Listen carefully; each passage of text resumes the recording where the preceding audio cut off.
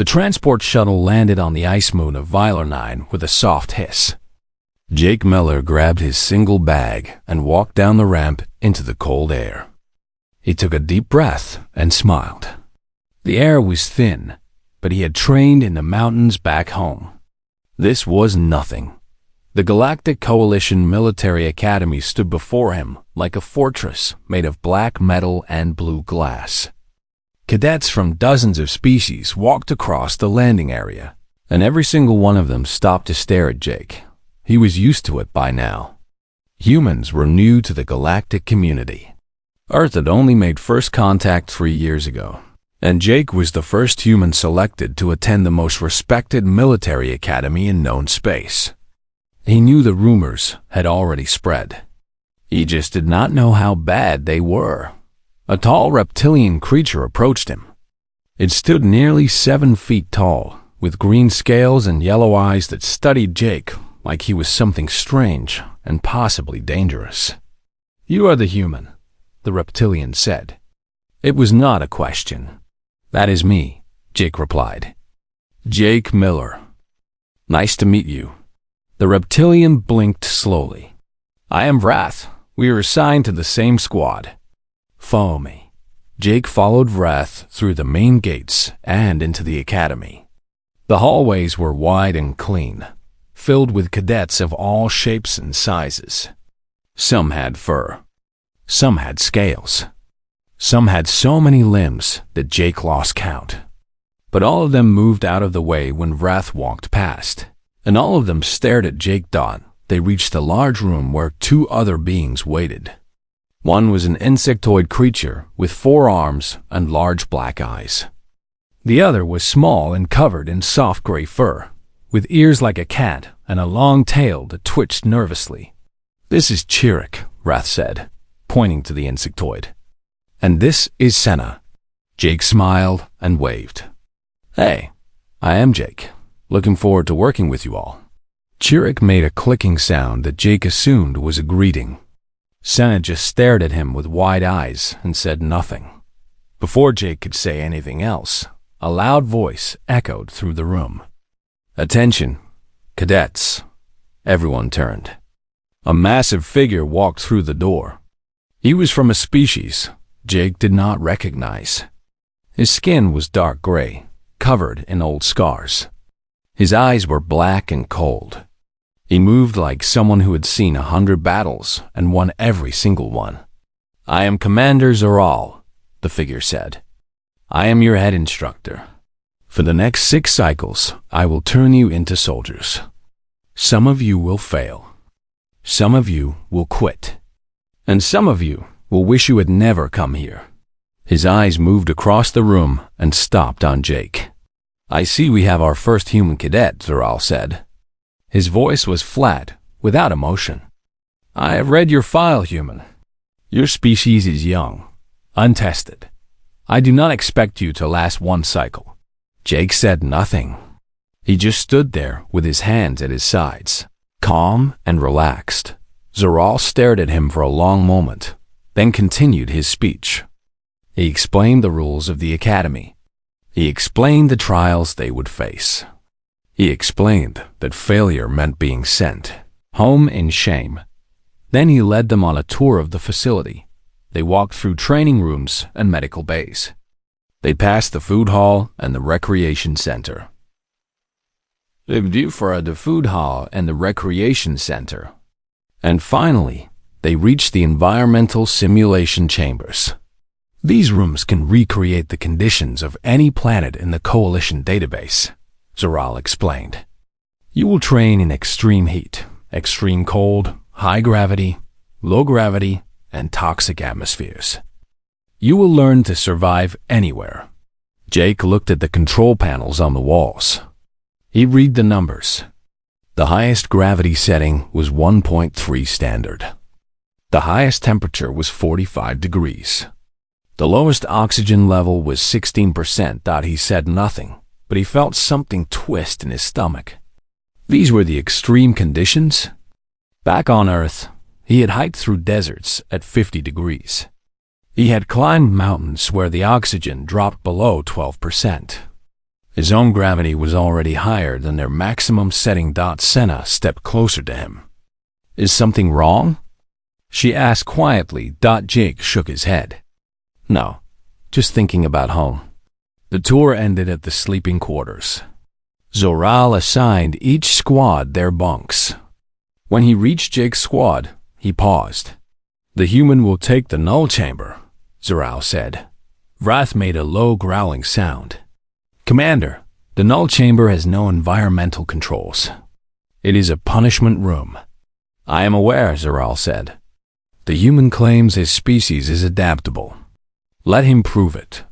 Jake looked at the door to the null chamber. It was gray and unmarked. He had heard the other cadets whisper about it during the tour. The temperature inside dropped to near freezing at night and rose to uncomfortable heat during the day. There was no climate control, no comfort settings, nothing. "Thank you, Commander," Jake said. "I appreciate it." Zoral froze. His black eyes narrowed. "You appreciate it?" "Yes, sir. I sleep better in natural conditions. Climate control always makes me feel strange." For a long moment, no one spoke. Zoral stared at Jake like he was trying to solve a puzzle. Then, without another word, he turned and walked away. Jake grabbed his bag and walked into the null chamber. It was exactly as described. A simple bed, a small desk, and bare walls. The air was cold, but not unbearable. He set his bag down and sat on the bed. He could hear the others talking outside. Their voices were low, but his ears picked up every word. "Did you see that?" Chirrut clicked. The commander gave him the death room, and he thanked him. "There is something wrong with that human," Senna whispered. He smiled. He actually smiled when he walked in there. "I fought beside many species," Roth said slowly. "I have never seen anyone react like that. Either he's very stupid, or he is something we do not understand." Jake lay back on his bed and closed his eyes. The cold did not bother him. The thin air did not bother him. He had grown up on a world where everything was trying to kill you, from the weather to the animals to the plants. This academy, with all its extreme simulations, felt almost peaceful. He fell asleep within minutes. Outside, his squadmates stood in silence. Senna looked at the closed door and felt a chill run down her spine that had nothing to do with the temperature. What exactly is Earth? She asked. No one had an answer. The first official trial began on the third day. Commander Zoral gathered all the cadets in the main hall and explained the challenge. They would march for 30 hours across a simulated toxic swamp. They would carry their own supplies. They would receive no help. "This trial is designed to test your endurance," Zoral said. "Many of you will fail. That is expected. Those who cannot finish will be extracted and given medical attention. There is no shame in knowing your limits." Jake listened carefully. 30 hours seemed like a long time, but he had done worse during survival training back home. He had once spent 4 days in the wilderness with nothing but a knife and a water bottle. His instructor had called it a basic exercise. The cadets lined up at the entrance to the simulation chamber. Instructors moved down the line, handing out breathing equipment and temperature regulators. When they reached Jake, they held out a mask and a thermal suit. "Standard equipment for human physiology," the instructor said. Jake looked at the gear. "What is the atmosphere inside?" "High methane content. Moderate toxicity. Temperature around 30 degrees with 85% humidity." Jake thought for a moment. The methane would smell bad, but it would not kill him. The temperature was warm, but manageable. The humidity would be uncomfortable, but he had trained in jungles that were worse. "I will pass on the equipment," Jake said. "Thank you." The instructor stared at him. "Cadet, the conditions inside are considered hazardous for most carbon-based life forms." "I understand. I will adapt." The instructor looked at Zoral. The commander was watching from across the room. He gave a small nod, and the instructor moved on. The simulation began. Jake walked into the swamp and immediately understood why the others needed equipment. The air was thick and hot. The smell of methane filled his nose. The ground was soft and wet, sucking at his boots with every step. But he kept walking. The first few hours passed without incident. The cadets moved in groups, helping each other through the difficult terrain. Jake stayed with his squad. Wrath took the lead, using his strength to push through the dense vegetation. Chirrut used his multiple arms to balance on the uneven ground. Senna moved quickly and quietly, her small size letting her slip through gaps the others could not fit.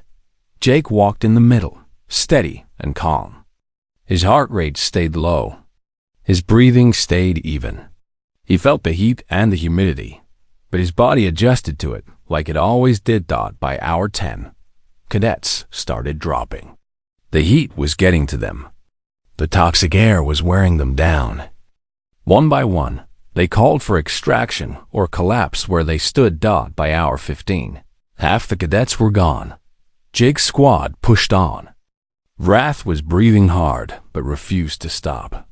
Chirrut was struggling with the soft ground, his thin legs sinking deeper with every step. Senna was tired but determined. Then Chirrut fell. Jake heard the crack before Chirrut hit the ground. It was a sharp sound, like a branch breaking. Chirrut let out a high-pitched scream and grabbed his leg. "Stress fracture," Roth said grimly. "The terrain is too unstable for his bone structure." Chirrut looked up at them with pain in his black eyes. "Leave me. Call for extraction. You must continue." Jake knelt beside him. "Can you hold on to my back?" Chirrut stared at him. "What?" "Put your arms around my neck. Wrap your legs around my waist. I will carry you." "Human, I weigh nearly 80 standard units. You cannot carry me for 15 more hours." Jake shrugged. "I have carried heavier." Before Chirrut could argue, Jake lifted him onto his back. The weight settled across his shoulders, and Jake adjusted his stance to balance it. Then he started walking. Wrath and Senna watched in stunned silence. "That is not possible," Senna whispered. Jake did not answer. He just kept moving. In the observation room high above the simulation chamber, Instructor Drawl stood beside Commander Zoral. They watched the human on the main screen. He was carrying the insectoid cadet through the swamp like it was nothing. "His heart rate," Drawl said quietly. "It has barely increased." Zoral said nothing. They watched for another hour. The human did not slow down. He did not stumble. He did not ask for rest. He just walked hour after hour with 80 units of weight on his back. By hour 25, Jake had passed every other remaining cadet. By hour 28, he was alone at the front of the pack. By hour 30, he walked out of the simulation chamber 6 hours ahead of the next cadet. He set Chirrut down gently on a medical stretcher and looked around. "Is there food available?" he asked. "I am a little hungry." The medical staff stared at him. The instructors stared at him. Zoral stared at him. Jake had just completed the most difficult trial in the Academy's history while carrying another cadet on his back. He had not slept. He had not rested. He had refused all environmental equipment. And now he was asking about food like he had just finished a light walk.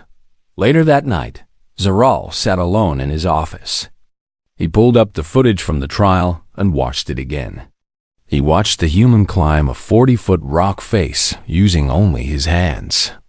He watched the human wade through water that would have drowned smaller cadets. He watched the human carry Chirrut for 15 hours without complaint.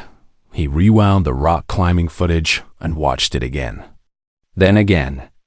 Then a third time. Drawl entered the office. "Commander, may I ask you something?" Zoral did not look away from the screen. "What is it?" "The human's homeworld. His file says it is classified as a Class 12 Deathworld." What exactly does that mean? Zoral was silent for a long moment.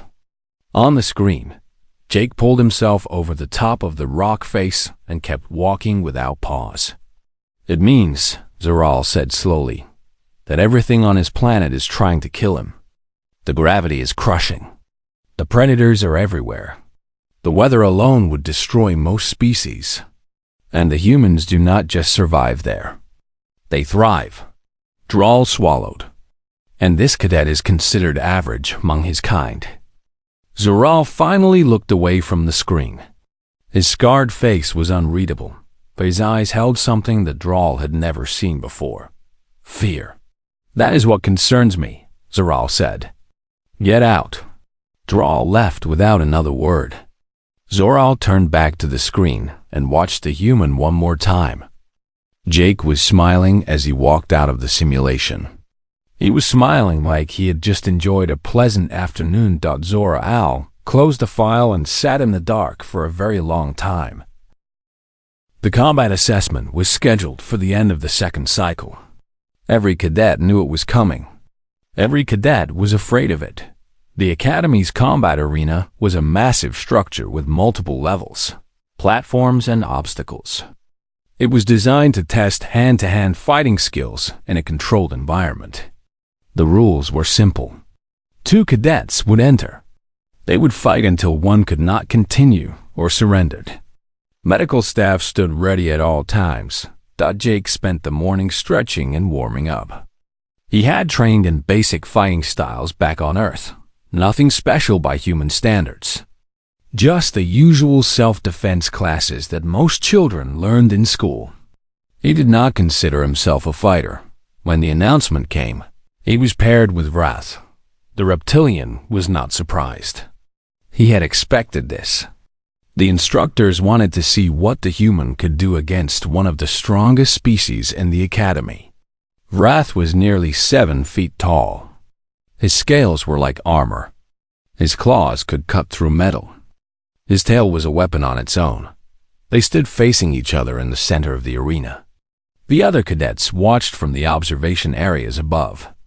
Senna sat with Chirik, who was still recovering from his leg injury. Neither of them could look away. Wrath spoke first. Human, I want you to know that I respect you. You carried Chirik when others would have left him behind. That showed honor. Jake nodded. Thank you, Wrath. I respect you too. But I will not hold back in this fight. My people do not hold back. It would be an insult to you if I did. Jake smiled. I appreciate that, really.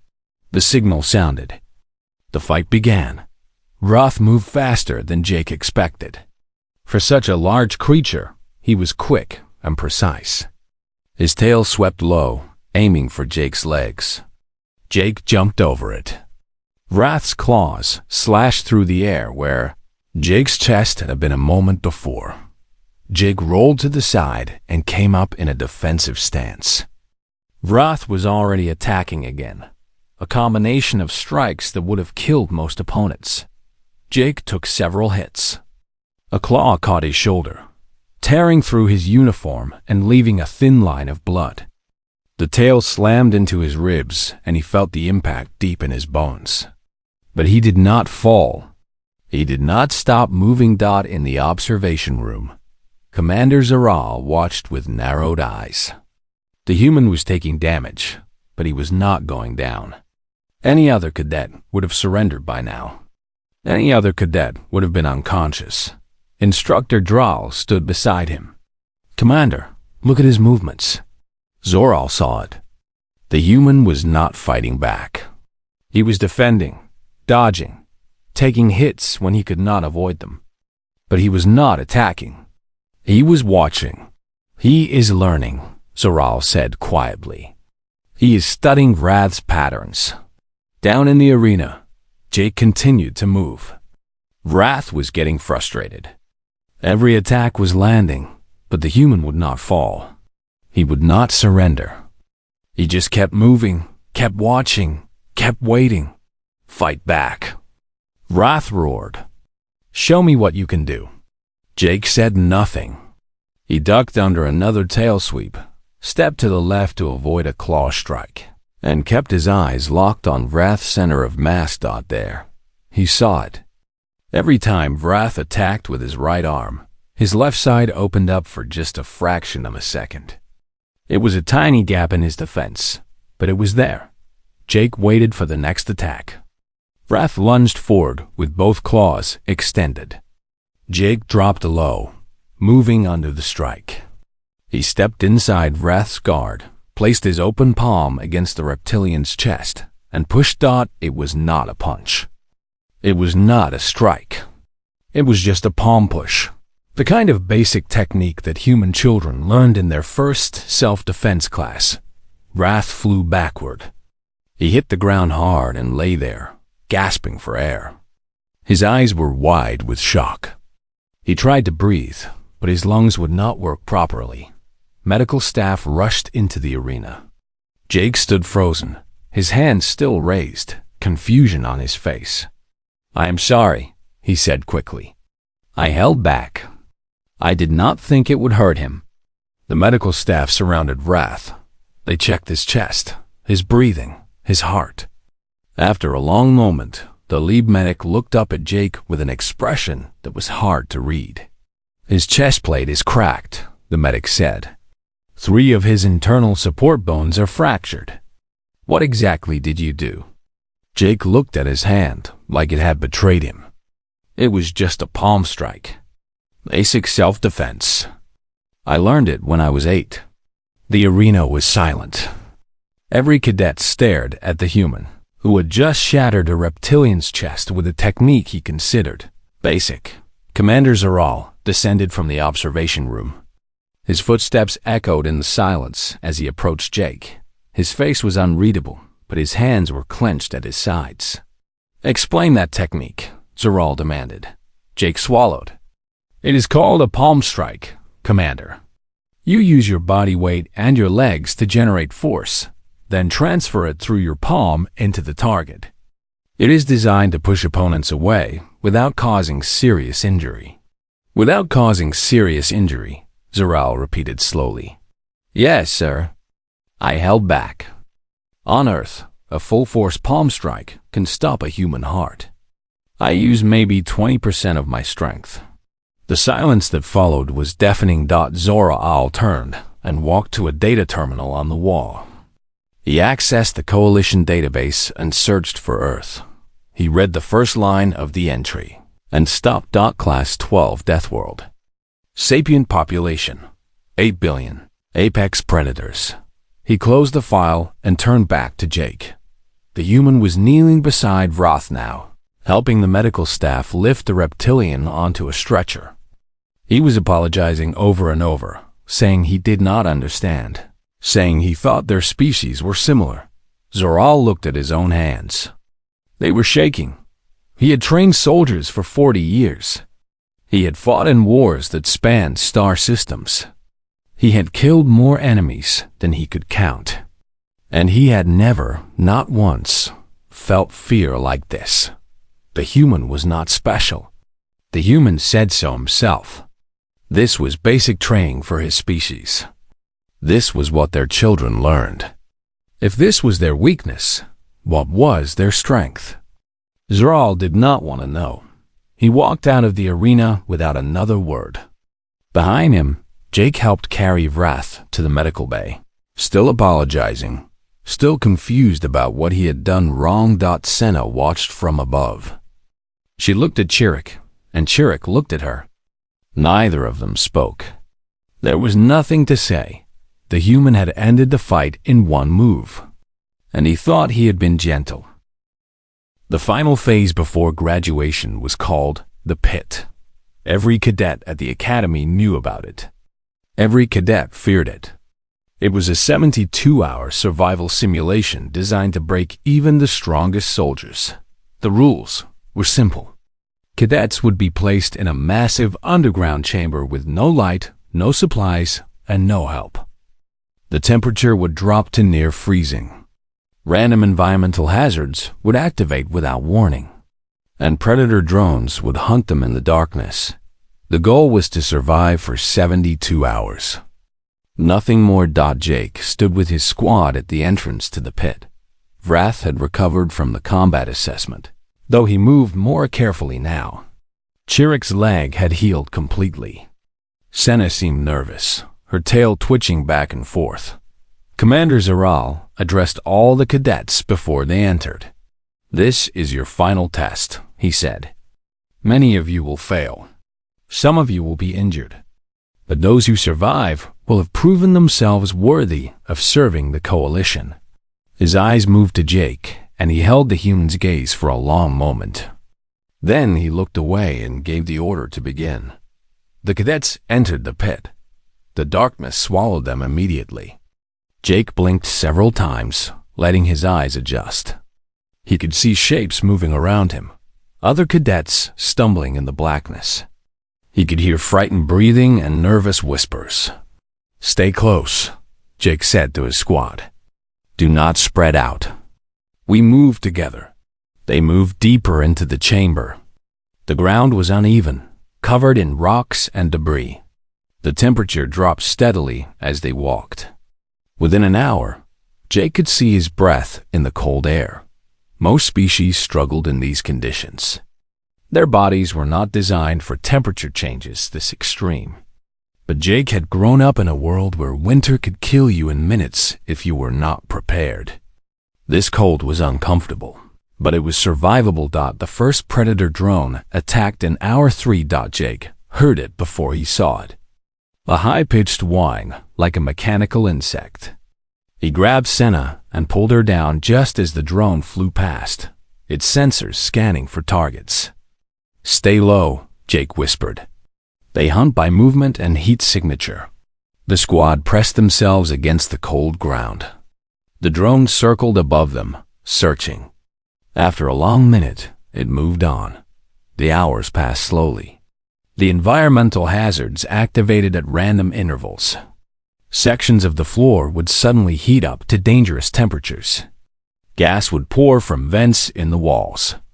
Loud noises would echo through the chamber, designed to cause panic. Jake kept his squad moving. He found a small alcove in the rock where they could rest without being exposed. He taught them how to control their breathing to reduce their heat signature. He showed them how to move silently across the debris. But one by one, his squad fell. Senna was the first to go. The cold was too much for her small body. Her fur was not thick enough to insulate her, and her core temperature dropped dangerously low. Jake wrapped his arms around her, trying to share his body heat, but it was not enough. "I have to call for extraction," Senna said through chattering teeth. "I cannot continue." Jake nodded. "It is okay. You did well." She pressed her extraction button, and a moment later, the retrieval team came and took her away. Wrath lasted until hour 30. A drone found their hiding spot and attacked. Wrath fought it off with his bare claws, but the drone was too fast. It struck him multiple times before Jake could destroy it. Wrath collapsed against the wall, his scales cracked and bleeding. "I cannot continue," Wrath said. His voice was weak but calm. "Finish this, human. Show them what Earth can do." He pressed his extraction button and was taken away. Chirruk surrendered at hour 40. The darkness and the cold had broken his spirit. He sat in the corner of the alcove, shaking, unable to move. "I'm sorry," he clicked softly. "I am not strong enough." Jake put a hand on Chirruk's shoulder. "You are stronger than you know. Go rest." Chirruk pressed his button and disappeared into the light of the retrieval beam. Jake was alone. He sat in the darkness and listened. The drones were still out there, hunting. The environmental hazards were still active. He had 32 hours left. He smiled. For the first time since he arrived at the academy, Jake Miller felt at home. He stood up and started moving. But he was not hiding anymore. He was hunting. In the observation room, Commander Zaral watched the thermal displays with growing disbelief. The human was not running from the drones. He was tracking them. He was setting traps using debris from the chamber floor. He was actively seeking them out. "This is not possible," Drawl whispered beside him. At hour 50, Jake had disabled 4 drones. He used their parts to build a simple weapon, a sharp piece of metal attached to a longer piece for reach. It was crude, but it worked. At hour 60, he had built a shelter. He used rocks and debris to create a small structure that blocked the thermal sensors and provided protection from the environmental hazards. At hour 65, he killed the last drone. He baited it into a narrow passage, waited until it was close, and destroyed it with a single strike to its sensor array. Then he sat down and waited. The retrieval team found him at hour 72. He was sitting calmly in his shelter, surrounded by the wreckage of 7 drones. He had not slept in 3 days. He had not eaten anything except emergency rations he had taken from a cadet who surrendered early. He looked up at the retrieval team and smiled. "Is it over?" The team leader could not answer. She just stared at the human who had turned their most difficult test into a hunting expedition. Jake walked out of the pit on his own 2 feet. He found Senna in the medical bay and brought her a warm drink from the food hall. She took it with trembling hands and looked up at him with wide eyes. "How did you survive?" she asked. Jake shrugged. "I grew up camping. My family used to spend weeks in the wilderness during summer. This was not so different." Senna stared at him. "Jake, you spent 3 days in complete darkness, being hunted by machines and freezing temperatures. And you are comparing it to family camping?" Jake thought about it for a moment. "The camping trips were actually harder. We had bears." He said it so casually, so naturally, that Senna could not even respond. In his office, Zoral reviewed the footage one more time. Drawl stood beside him, pale and silent. "I looked up their history," Drawl said finally. "The humans have a concept called war. They have been fighting each other for resources since they developed basic tools. They invented weapons before they invented writing. They hunted their own planet's largest predators to extinction." Zoral held up a hand. "Stop reading." Drawl closed the file. "What do we do, Commander?" Zoral looked at the screen. Jake was sitting with his squad in the medical bay, laughing about something, completely unaware of the fear he had caused. "We graduate him," Zoral said quietly, "and then we pray he goes home." Graduation day arrived on a cold morning. The Grand Assembly Hall of the Galactic Coalition Military Academy was filled with hundreds of beings from across known space. Representatives from every major species sat in the observation galleries. Military leaders, diplomats, and politicians had traveled from distant systems to witness the ceremony, but everyone was there for the same reason. They wanted to see the human. Word had spread far beyond the Academy walls. Stories about the Deathworld Cadet had reached every corner of the Coalition. Some called him a monster. Some called him a legend. Some refused to believe the stories were true. Now they would see for themselves. Jake stood in the 3rd row of cadets, wearing his formal uniform. Wrath stood on his left, fully recovered and standing tall. Chirix stood on his right, clicking softly in excitement. Senna was in the row ahead, her gray fur carefully groomed for the occasion. They had survived. All 4 of them. And today, they would become soldiers of the Galactic Coalition. Commander Zoral stood on the main stage, looking out at the assembled cadets. He was wearing his ceremonial armor, covered in medals and honors from a lifetime of service. His face was calm, but his eyes kept drifting to the human in the 3rd row. He began his speech. "Today, we welcome a new generation of warriors into the Coalition. These cadets have proven themselves through trials that would break lesser beings. They have shown strength, courage, and determination. They have earned the right to wear our uniform." The audience applauded politely. Zoral continued, but his speech was shorter than usual. His words were careful and measured. He did not look comfortable. Finally, it was time to present the honors. "Jake Miller," Zoral announced. "Step forward." Jake walked to the stage. The entire hall went silent. Every eye was fixed on him. He could feel the weight of their attention, but he did not let it show on his face. Zoral turned to face him. They stood barely a foot apart. The commander was taller and older, but something in his eyes suggested that he knew who held the real power in this moment. "Cadet Miller," Zoral said formally, "you have completed every trial at this academy with the highest marks in our history. You have demonstrated abilities that exceed anything we have recorded. It is my honor to present you with the Coalition crest." He picked up a small metal badge from a ceremonial box and pinned it to Jake's chest. The badge showed the symbol of the Coalition, a circle of stars representing unity among species. Jake smiled. "Thank you, Commander." Zoral nodded stiffly and gestured for Jake to return to his place. The ceremony continued, but the tension in the air did not fade. After the formal proceedings ended, the cadets and guests mingled in the reception hall. Jake found his squad in a quiet corner, sharing drinks and laughing about their experiences. "Remember when Jake carried me through the swamp?" Chirrut clicked happily. "I thought I was going to die, and he acted like it was a morning exercise. Remember when he cracked my chest plate with a children's technique?" Vrath added. He was smiling now, though it had taken weeks for him to find the humor in that moment. Senna shook her head. "I still do not understand how you survived the pit.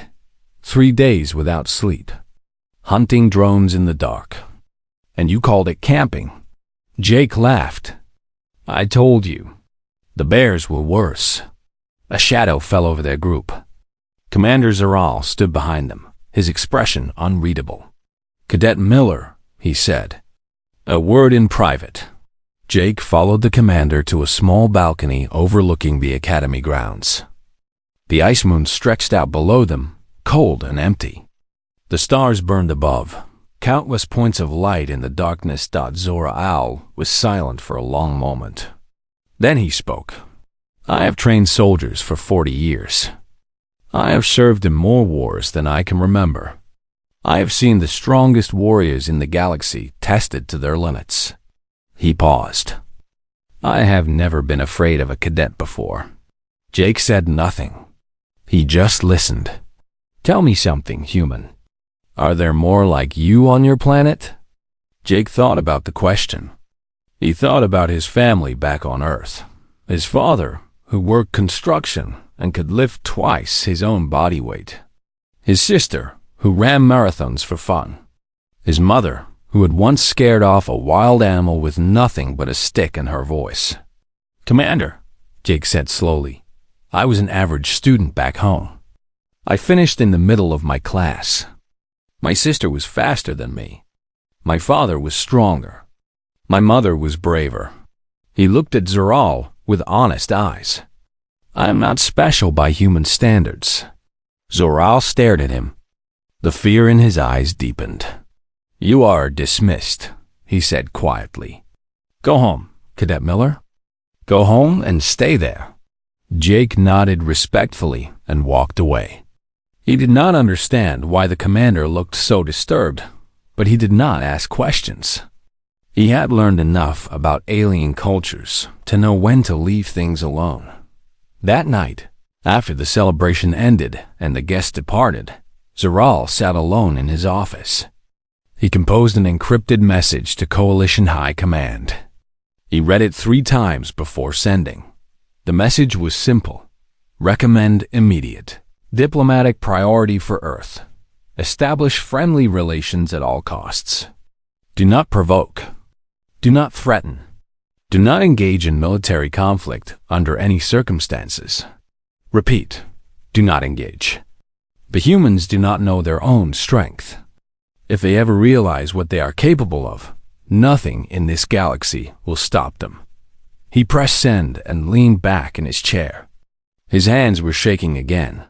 The next morning, Jake boarded a transport shuttle bound for Earth. His squad mates came to see him off. Wrath gripped his hand firmly, a gesture of respect among his people. Chirrut wrapped all four arms around him in an awkward but sincere hug. Senna stood back, her tail twitching nervously. "Will we see you again?" she asked. Jake smiled. "Maybe. The galaxy is smaller than it used to be." He waved goodbye and walked up the ramp into the shuttle.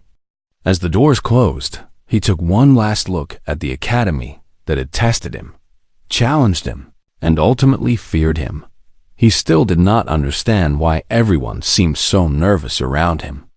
He had just done what any human would do. He had survived. Senna watched the shuttle rise into the sky and disappear into the clouds. She thought about everything she had seen over the past 6 cycles. The endurance, the strength, the impossible survival, and most terrifying of all, the complete lack of awareness. Jake Miller genuinely believed he was ordinary. He genuinely believed that any human could do what he had done. He had no idea that he had shattered every record, broken every expectation, and left the most hardened warriors in the galaxy trembling. She thought about Earth. 8 billion humans. 8 billion beings like Jake Miller, all believing they were normal. And somewhere in the stars, the Galactic Coalition quietly updated their official records. Earth was no longer listed as a Class 12 death world. The new classification read, Restricted. Approach with extreme caution. Inhabitants are friendly. They are also completely unaware of their own capabilities. Do not frighten them. Do not threaten them. And above all else, do not give them a reason to discover what they can truly do. Below that, someone had added a handwritten note.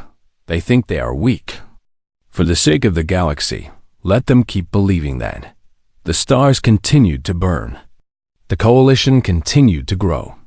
And somewhere on a small blue planet in an unremarkable solar system, Jake Miller sat down with his family and told them about his adventures at the alien military academy. They laughed and asked if the food was any good. He said it was okay, but nothing compared to his mother's cooking. And that was the end of it, for now.